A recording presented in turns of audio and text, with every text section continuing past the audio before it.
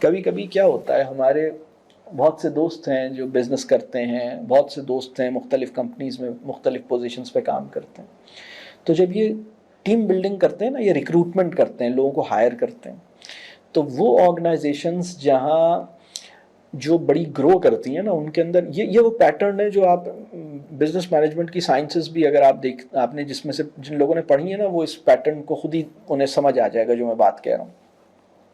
تو اس میں ایک اسٹڈی یا ایک پیٹرن یا ایک آبزرویشن نظر آتی ہے. وہ یہ آتی ہے کہ بعض کمپنیز میں نا جو باس ہے نا یا جو مینیجر ہے، وہ جب ٹیم سلیکٹ کرتا ہے نا تو اپنے ذہن سے یہ بات نکال دیتا ہے کہ اگر یہ مجھے پسند نہیں آئے یا اگر یہ ٹھیک سے نہیں چلے نا تو میں انہیں فارغ کر دوں گا. وہ یہ نکال کے نا پھر ان کو لے کے چلتا ہے، اور وہ ان کو اس طرح پہلے انڈرسٹینڈ کرتا ہے جیسے وہ ہیں، اور پھر ان کی وہ مدد کرتا ہے کہ وہ مجھے انڈرسٹینڈ کریں جیسے میں ہوں، اور پھر زبردست گاڑی چلتی ہے اور وہ لانگ ٹرم ایسوسیشن ہوتی ہے اور بڑا ایکسل کرتے ہیں.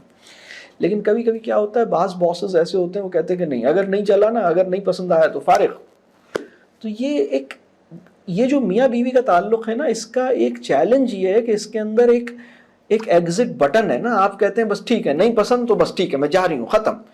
تو یہ جو کٹی اور ختم کرنے والی بات ہے نا، یہ دوسرے ریلیشن شپس میں اس طرح نہیں ہے نا. تو آپ مطلب اب وہ جیسے ٹرین کے ڈبے میں زنجیر لگی ہوتی ہے نا، وہ چین کھینچ دیتے ہیں نا. آپ کہتے ہیں کہ نہیں، اب کھیل ہاتھ آ گیا، وہ چین بار بار کھینچ رہے ہیں. ارے بھائی، آپ نہیں کھینچیں نا، اس چین کو نہیں چھوئیں. آپ اپنا اس کو ذرا بڑے ذہن کے ساتھ چیزوں کو دیکھیں. تو بعض اوقات لوگ بہت چھوٹے ذہن کے ساتھ چیزیں دیکھتے ہیں.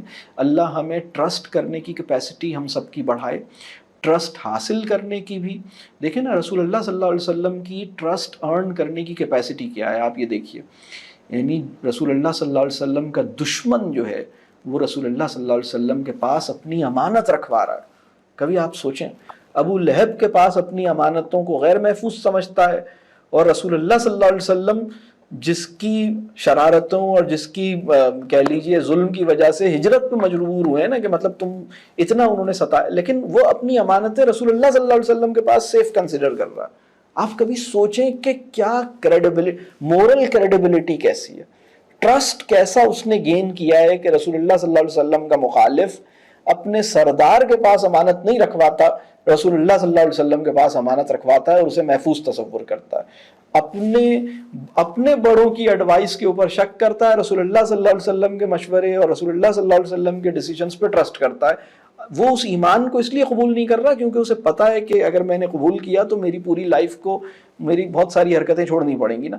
تو اس وجہ سے وہ اسلام کو ایکسیپٹ نہیں کر رہا. لیکن آپ یہ سوچیں نا، کیا لیول ہے ٹرسٹ کا نا. تو اس وقت ہم اپنے شوہر اور اپنی بیوی کا ٹرسٹ حاصل کر سکیں اور اس پہ ٹرسٹ کر سکیں، اس کی دعا بھی کریں، اس کی کوشش بھی کریں، اور اس کو انڈرسٹینڈ کریں. ٹرسٹ کیسے حاصل ہوگا؟ انڈرسٹینڈ کریں اسے اچھی طرح. تو اللہ آپ کو بھی اور ہم سب کو، جتنے بھی لوگ ہیں، ان کی مدد کرے. اور میں یہاں پہ روکتا ہوں. اللہ تعالیٰ آپ کی سب اولادوں کو آپ کے حق میں صدقہ جاریہ بنائے، آپ کو اپنے والدین کے حق میں صدقہ جاریہ بنائے. بہت شکریہ.